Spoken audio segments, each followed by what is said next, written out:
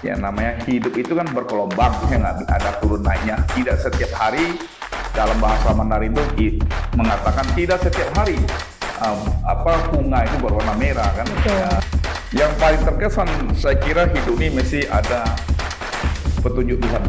Akhirnya kan tetap berpegang teguh bahwa kita Bhinneka Tunggal Ika, ya. Jadi kita terinspirasi dari usul. Jadi apa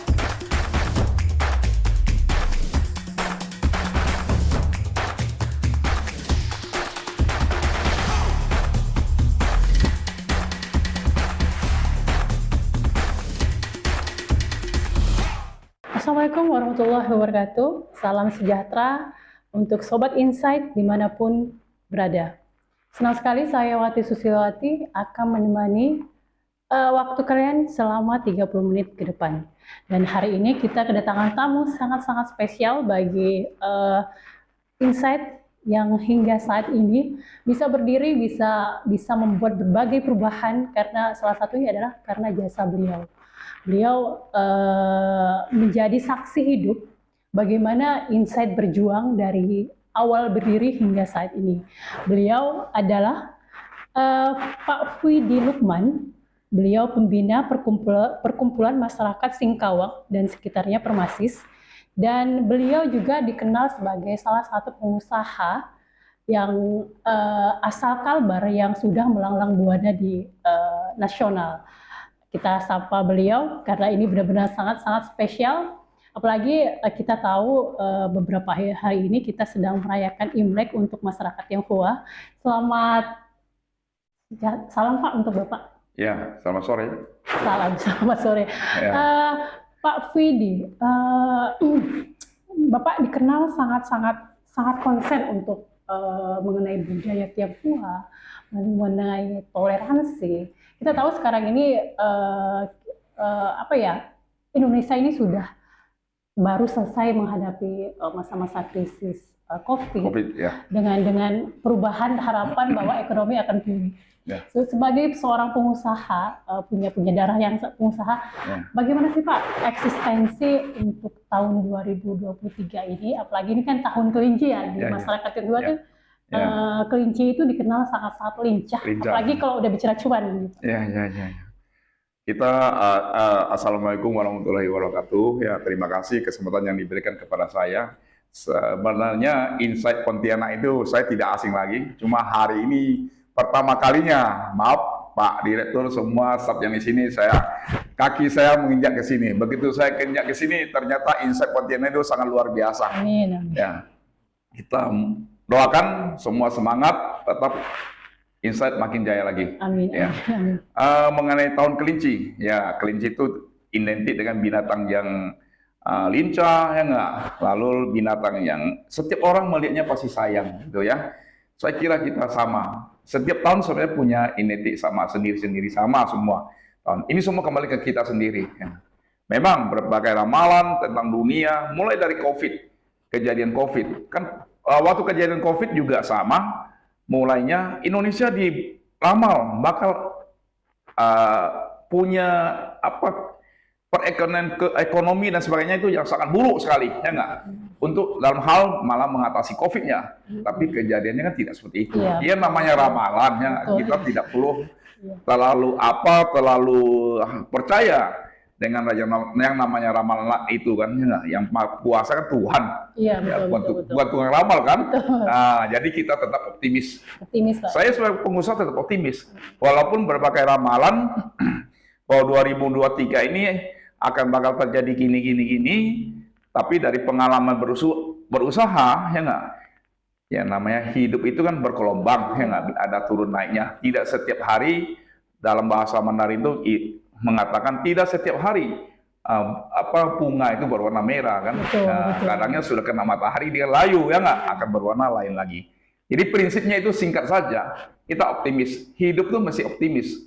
Ya, kita jangan terlalu mendengar yang tidak macam-macam punya. Ya, apalagi kita tahu Pak ya, kita kalau orang mendengar COVID, wah bahaya nih, ekonomi akan tidak baik-baik saja. Benar ya. Tapi makin kesini sudah mulai perubahan-pemulihan ekonomi sudah cukup lumayan baik Pak ya. Sangat bagus saya Kalau pikir. dilihat untuk Bapak adalah pengusaha perantau, Ya, katanya. ya.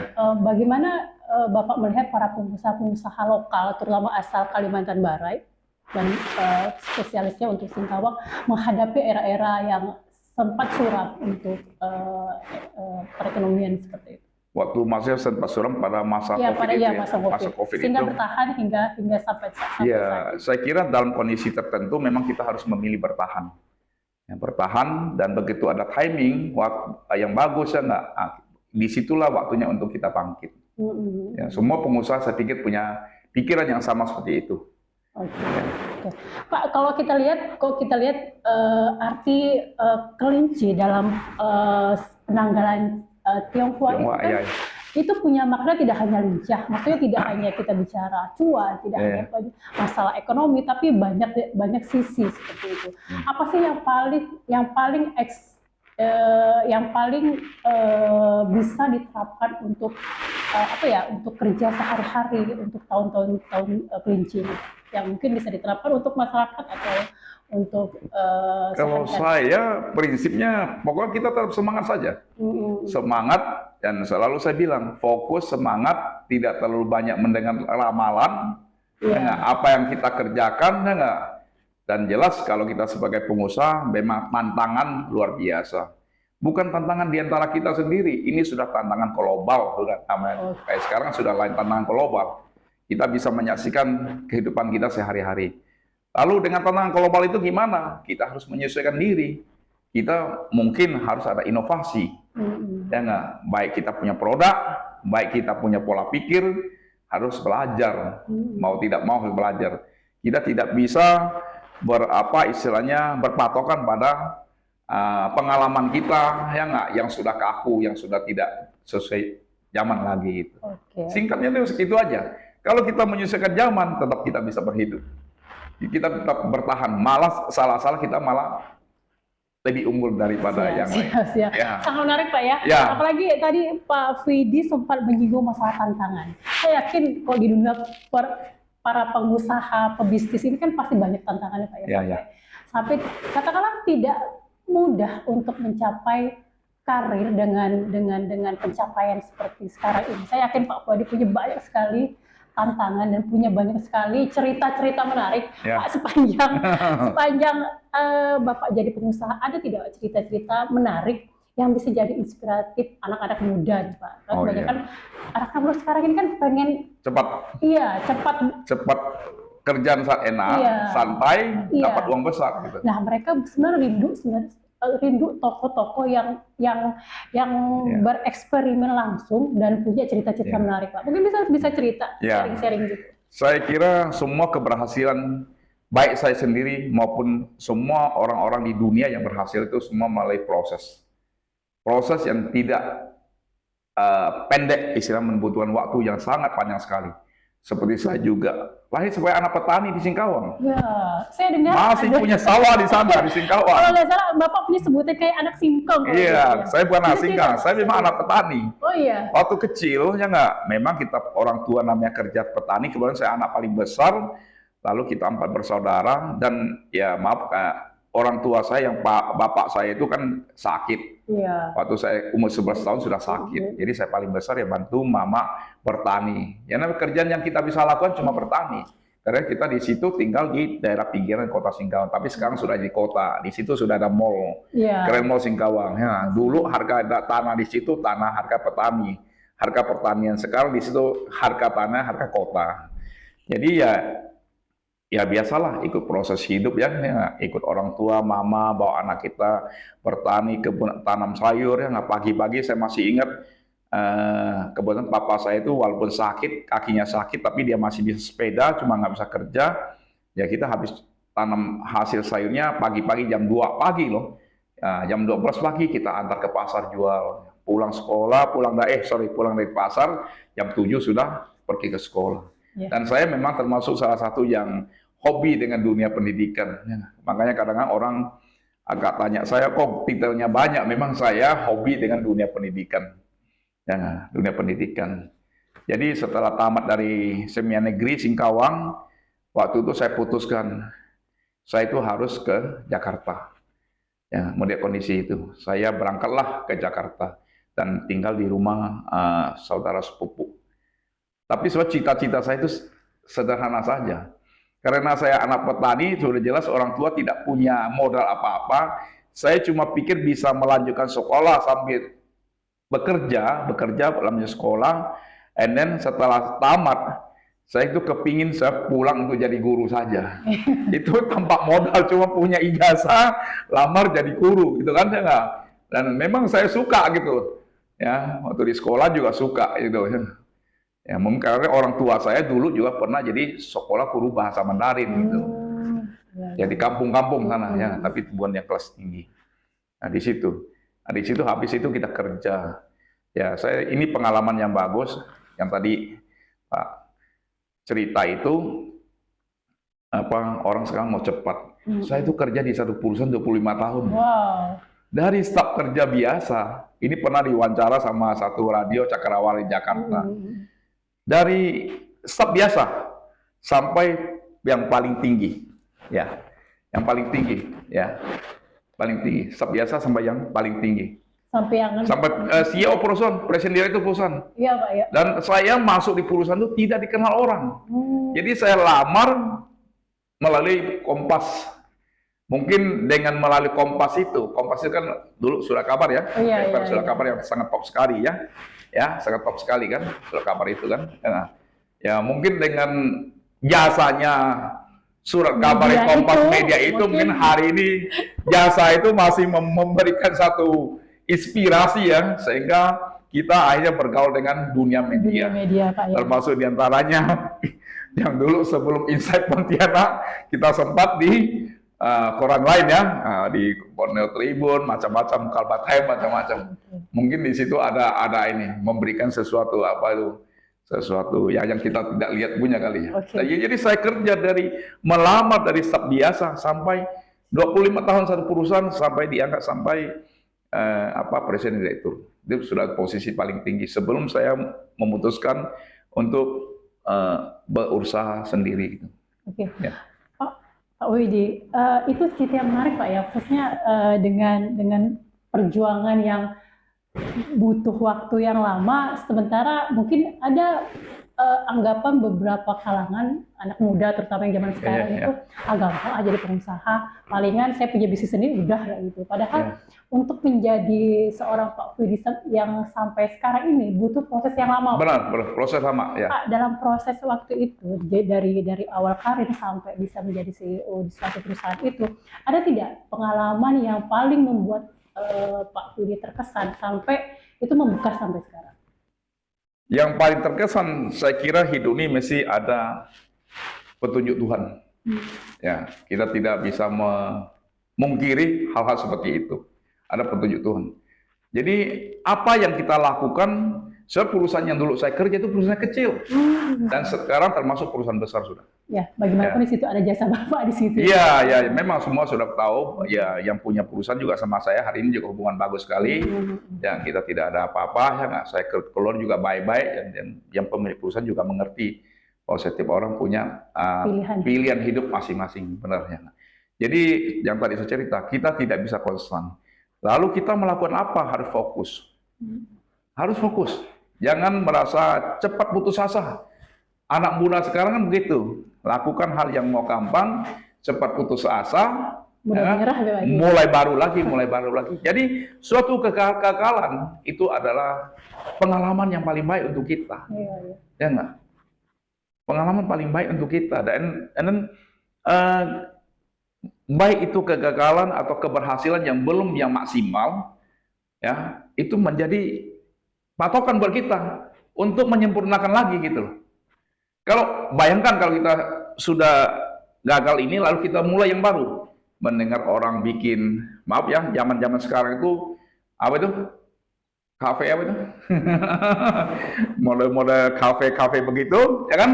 Buka-buka, yang buka juga banyak, yang tutup juga banyak. Oh iya, kafe-kafe yang model coffee shop. Coffee shop begitu kan? Ya, kita lihat banyak sekali. Banyak. Kenapa begitu? Mereka, wah, lihat di sini sudah banyak orang buat. Pergilah di sampingnya buat, di sini buat. Ya. Ikut-ikutan jadi Pak, Ikut-ikutan. Yang tutup juga banyak, yang buka juga banyak. Buka juga. Ya, benar kan? Betul. Ah, ya, Banyak. karena apa begitu? Karena yang merasa tidak ada langganan atau dengan ada apa coffee shop yang baru, ya nggak punya istilahnya ada satu apa tema-tema baru Ya, lagi, inovasi baru, sehingga dia tidak bisa ikutin, hanya orang pergi ke tempat yang lebih baru. Sebenarnya dia tidak harus sampai tutup. Karena harus tutup, ini harus inovasi. Iya, betul. Dia kembangkannya, yang tadinya tidak ada tembalan bunga, kasih bunga, ya nggak? Jadi yang servis kurang kita tambahkan, ya nggak? Kamu kok sudah AESIS, kamu sudah punya pengalaman nih. Sejak kamu buka itu 1 tahun, 2 tahun sudah punya pengalaman. Masa kalah sama orang yang baru buka? Kan kira-kira gitu. Betul. Nah.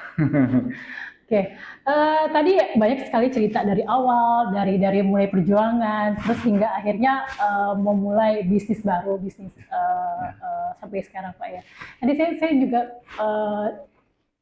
Pak Firdy sempat menyinggung masalah peran orang tua. Ya. Jadi saya juga tadi mendengar peran ayah sangat penting Pak ya. Ya. Untuk seorang Pak Firdy sampai sejauh ini, sampai sakit pun tetap mengurus. Oh ya. Untuk mengawali ya. Untuk ya katakanlah menemani anak-anaknya termasuk ini.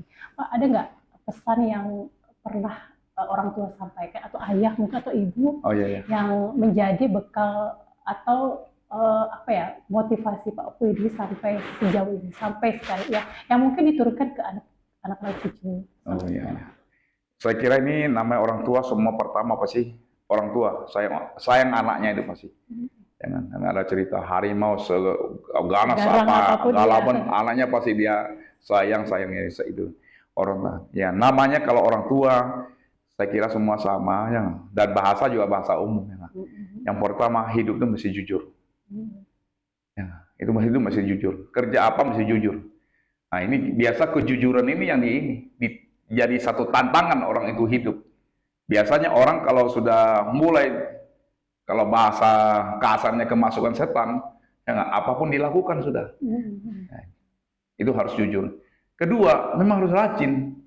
Mau tidak mau sudah. Ini juga ya jadi contoh orang tua ketika. Iya, kita juga sama. Suruh anaknya bisa rajin. Dunia itu apapun hasilnya di dunia ini tidak ada didapat dengan tidur punya. Kecuali mimpi. Kecuali mimpi baru tidur dapat mimpi gitu. Betul. Ya, kalau rajin, jujur, kerjaan fokus, ya nggak, dimanapun kamu pasti hidup tenang. Tidak kaya raya gitu ya, tapi pasti hidup sudah berkecukupan. Sudah cukup Pak ya. Simpel saja.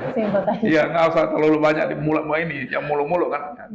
Ya. Arti keluarga untuk seorang Firdy ini?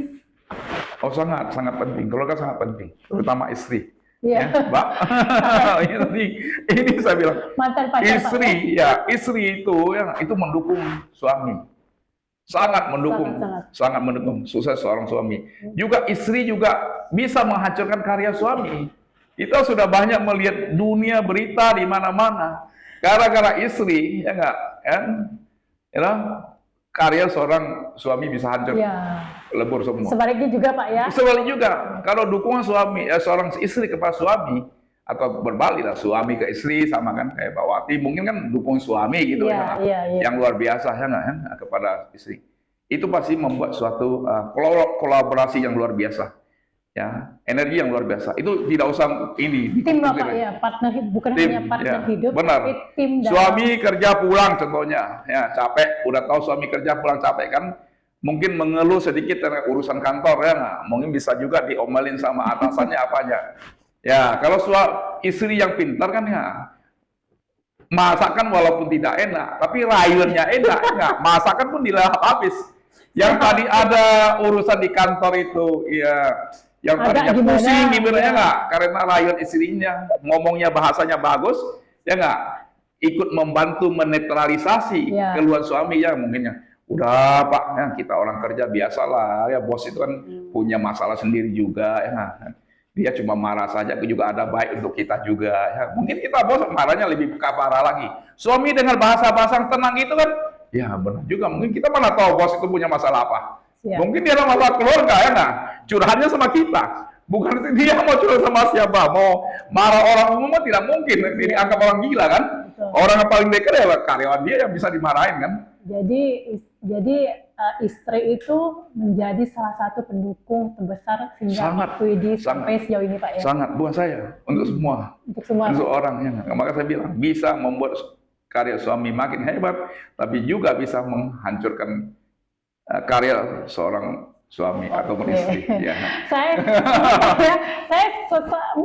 sangat suka berbicara dengan tokoh-tokoh sosok menginspirasi yang sangat mencintai keluarganya kan. Ya, ya, ya. Jadi dari situ kan ibarat kata fondasi karir boleh cemerlang, Ya, tapi keluarga juga harus sukses Pak ya. Benar.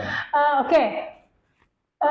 Masa kecil yang sangat bahagia, terus seorang pengusaha sukses dan seorang leader yang baik di keluarga. Kayaknya Pak Widi ini sosok yang lengkap lah, komplit. Nah, kalau masa kecil tidak begitu bahagia. Masa kecil saya habiskan di pesawat.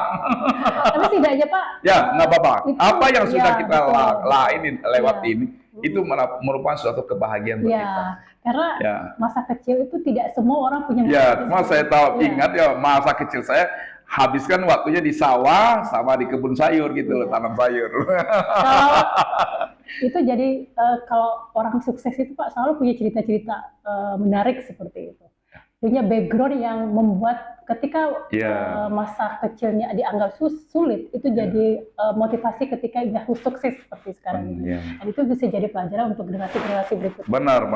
Ya. Nah, nih katakanlah semua sukses nih untuk Pak Budi sampai sejauh ini. Ya.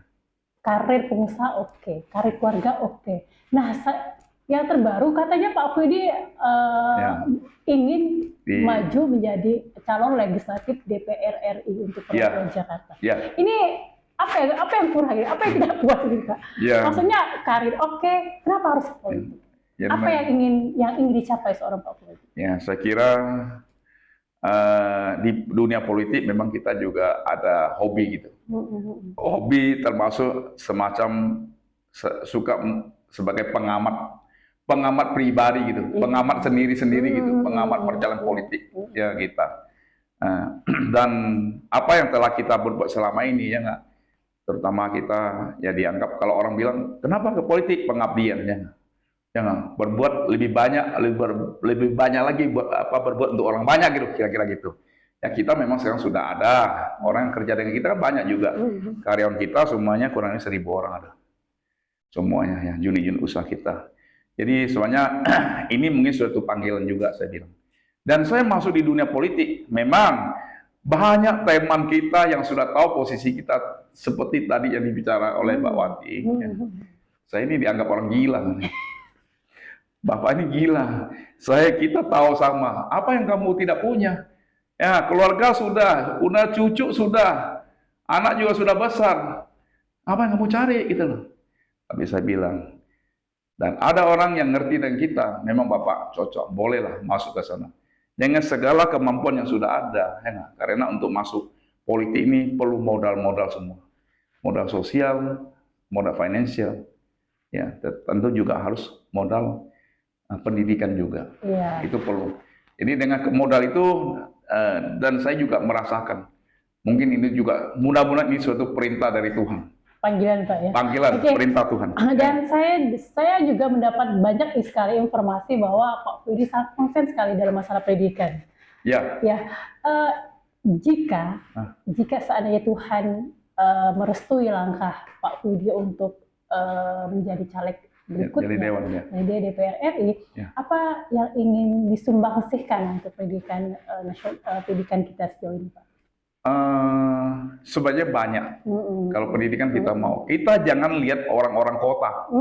Betul. Sorry ini, kalau Menteri Pendidikannya perlu konsultasi dengan saya boleh, saya siap. Ya enggak. Selama ini semua kita cuma kacamata kita, mata-mata kita lihat orang kota, orang kota-kota. Ya enggak? Coba kita ke kampung-kampung. Mereka sangat minim pendidikan. Ya, sangat minim. Karena saya tahu, waktu kita susah juga sama. Orang pertama fasilitas sarana pendidikan di kampung juga sangat sangat kurang kita bilang. Belum lagi pendidiknya, maaf saja. Ya nggak? Siapa mau jadi guru di kampung-kampung begitu? Kalau gajinya cuma gitu-gitu aja. Ya, Betul, betul. orang pintar semua tinggal di kota semua. Iya, Ya, padahal Indonesia perkembangan lebih banyak daripada pada perkotaan. iya, desanya lebih banyak, Pak ya. Kota. Ada anak-anak muda, orang-orang tua di kampung, itu perlu dididik dulu. Dia punya culture-nya, budayanya harus dibudayakan dulu. Ya nggak? Apa itu pendidikan? Apa gunanya pendidikan gitu? Kalau buat orang kampung, anaknya besar disuruh kerja untuk bantu orang kerja, bantu orang tua. Ya, dipikir sekolah juga nggak ada gunanya. Ya kadang benar juga, kalau dia tamat di kampung SMA saja dia sekolahnya mau kerja apa? Iya, betul. Kembali lagi jadi apa petani atau punya kebun karet, kebun itu ini, sama yang tidak sekolah ya sama saja kan? Iya. Jadi bagaimana pendidikan itu sangat penting ya Pak Sangat untuk, penting. membuat perubahan masa depan Iya. generasi muda kita Pak. Benar. Ada tidak apa ya mungkin beberapa tokoh-tokoh yang menginspirasi Pak Widi untuk benar-benar fokus hingga akhirnya memilih saya akan terjun ke pendidikan karena masih banyak yang memerlukan pendidikan hingga Saya juga tergabung di satu yayasan apa namanya orang Kalbar punya Yayasan Bumi Katusiwa. Di situ kita juga memberikan suatu beasiswa kepada sekarang sih anak-anak yang kuliah yang tidak mampu punya. Ya, ada. Saya juga tergabung di situ juga. Ya. Dan juga ikut sebagai donatur untuk memberikan mereka yang membutuhkan. Mungkin pernah dengar Yayasan Bumi Katusiwa. Iya, iya. Ya pernah dengar. Ya. Ya. Jadi kalau kita kembali ke pendidikan ya saya mohon aja yang punya kepentingan, yang punya kekuasaan, maka kenapa saya harus jadi dewan ya nggak? Kalau dewan saya paling sedikit bisa membawa suara-suara benar suara rakyat yang dibawa, bukan membawa suara rakyat yang di kota. Saya selalu bilang pengusaha orang-orang kota tidak perlu terlalu diurus. Ya, mereka rata kehidupannya sudah luar biasa. Ya, sudah enak. Oke. Tadi menarik sekali kalau kita bicara pendidikan. Kenapa sampai seorang Wadi ini ingin terjun ke dunia politik yang kita tahu lah dunia politik beda dengan dunia usaha. Ya. Dan satu hal yang paling menggelitik saya, kenapa harus PKB? Partai Kebangkitan Bangsa ya. Iya. Namanya Partai Kebangkitan Bangsa. Apakah mungkin ketika orang awam berkata PKB, orang lebih kepada mayoritas ya. Mayoritas benar. Kenapa memilih partai ini? Saya kira PKB bukan untuk partai untuk Muslim juga tidak ya. Tapi PKB partai juga mulai terbuka Pak. Terbuka sudah semua. Kita banyak teman-teman dari sahabat dari yang lain yang religinya lain juga gabung di Partai Kebangkitan Bangsa. Ya. Saya kira ya kalau Partai Kebangkitan Bangsa mungkin kita sudah lama berkumpul di situ dan memang yang paling mementingkan terinspirasi dari pendiri partai itu sendiri. Dan semua sudah tahu kan yang kita namakan Bapak Tionghoa Indonesia.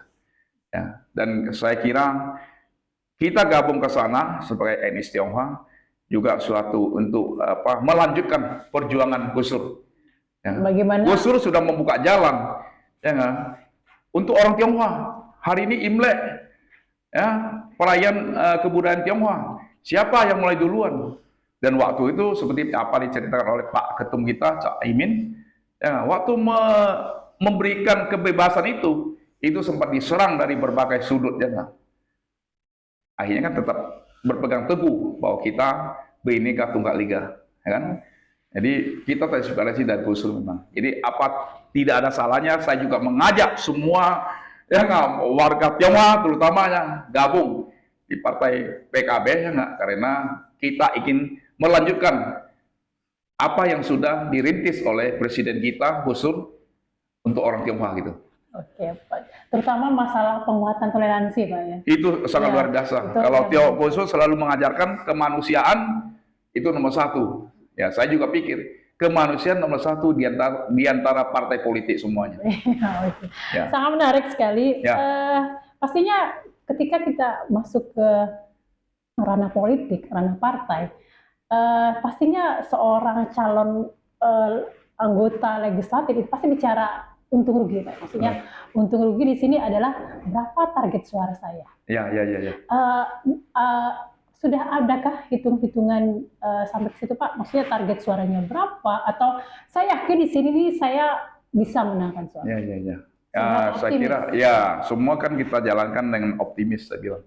Optimis karena saya sudah terjun di dunia politik, berarti harus saya fokus dengan permainan politik istilahnya, ya kan? Ya, kalau mengenai target suara, memang sudah kita mencoba-coba gitu, mencoba-coba namanya. Ada rumusnya, Pak. Ada rumusnya, sudah mencoba-coba. Yang paling penting kita perlu dukungan semuanya, ya, mendukung semuanya. Kalau dukungan semuanya ditujukan ke saya, ya insya Allah kan. Dan Tuhan memberikan jalan, tidak ada yang tidak bisa. Iya, tidak ada yang tidak mungkin. Ya, tidak ada yang mungkin. Saya selalu percaya di quote yang menarik juga, Pak, bahwa kerja keras itu tidak pernah mengkhianati hasil, Pak, ya. Kurang lebih begitu. Ya. Tadi menarik sekali kita bahas dari awal, dari mulai karir Bapak seorang pengusaha, terus arti keluarga juga, sampai kenapa mau bergabung ke PKB kayak gitu. Ada tidak mungkin seorang tokoh Gus Dur ini benar-benar sangat menginspirasi banget pihak, Pak, ya? Iya, banyak sekali teman-teman kita di sana yang sangat mengidolakan sosok Gus Dur. Ya. Mungkin bagi Pak Fuadi, sosok Gus Dur ini seperti apa? Sampai akhirnya akhirnya mau terjun fokus dan membesarkan partai ini. Saya kira kita semua sudah tahu ya nggak apa yang diutarakan oleh Gus Dur gitu sebagai presiden ya nggak, atau waktu itu sebagai ketua PPNU kalau nggak salah. Iya, PPNU waktu itu. Ya, itu memang sangat realita gitu loh.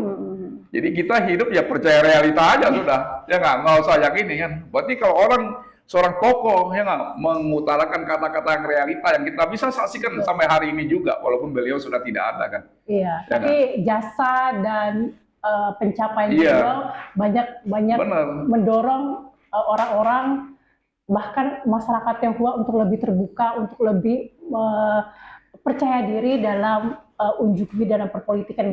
Iya, termasuk kan paling sedikit kan ada seorang datang, kalau kita ini anggap sebagai penyelamat kan, ya, dalam konteks 32 tahun tertutup gitu kan, datang seorang penyelamat, ya nggak, pintunya dibuka gitu, ya nggak, udah kamu bebas gitu.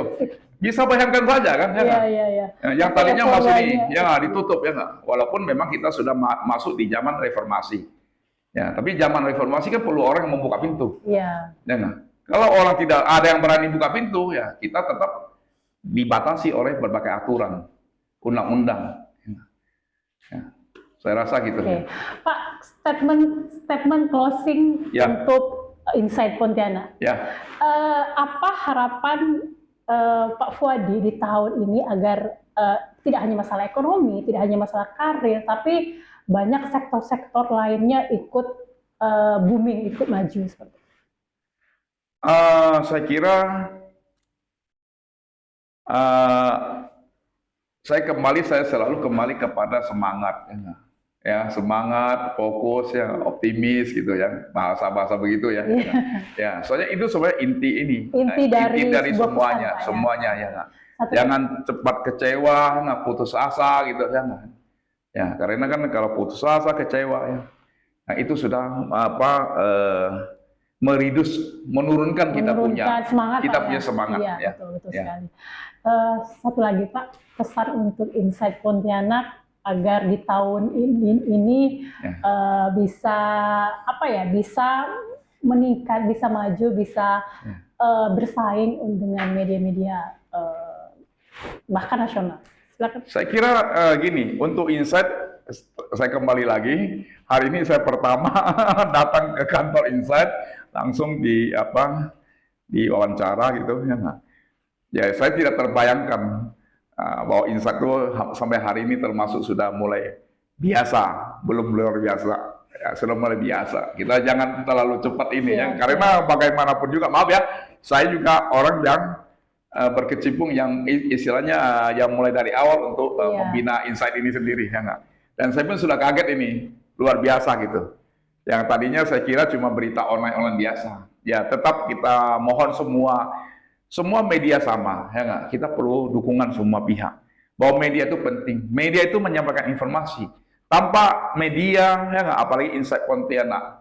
Tanpa media, ya, Insight Pontianak, orang Pontianak, orang Kalapan mungkin kehilangan beritanya. Jadi tolong beritanya dibaca, ya merasa suka di like, ya kan? Tidak suka beri masukan. Saya kira tim kita sudah cukup profesional dalam menangani media ini. Kalau tidak suka, mungkin Insight Pontianak akan lakukan perbaikan. Siap. Kita kan namanya media sudah media terbuka, ya. Jadi jangan sungkan-sungkan kalau seandainya pemberitaannya dianggap tidak benar, contohnya, ya pemberitaannya dibayar gitu, ya nggak? Yang saya kira kita di sini profesional, tidak mau lakukan hal itu.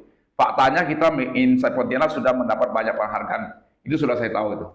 Kalau media tidak benar kan tidak mungkin dikasih penghargaan. Ya, kira-kira gitu. Yang penting semangat untuk Insight Pontianak. Pak Edi, terima kasih Pak atas waktunya. Terima kasih atas berbagi semua pengalaman ke kami. Pastinya ini jadi cambukan tim kami untuk lebih berbenah. Yang pastinya sukses untuk Bapak, untuk sukses untuk karir, untuk keluarga. Ada waktu nanti kita ketemu lagi, kita cerita lagi. Ya. Oke, terima kasih atas waktunya dan bincang-bincangnya dan kesempatannya untuk Insight hadir di sini, yang pastinya dengan tamu istimewa kami. Berharap Insight menjadi media yang besar dan pastinya terima kasih kepada pihak-pihak yang ikut berpartisipasi untuk membangun Insight termasuk Pak Fuadi, dan salam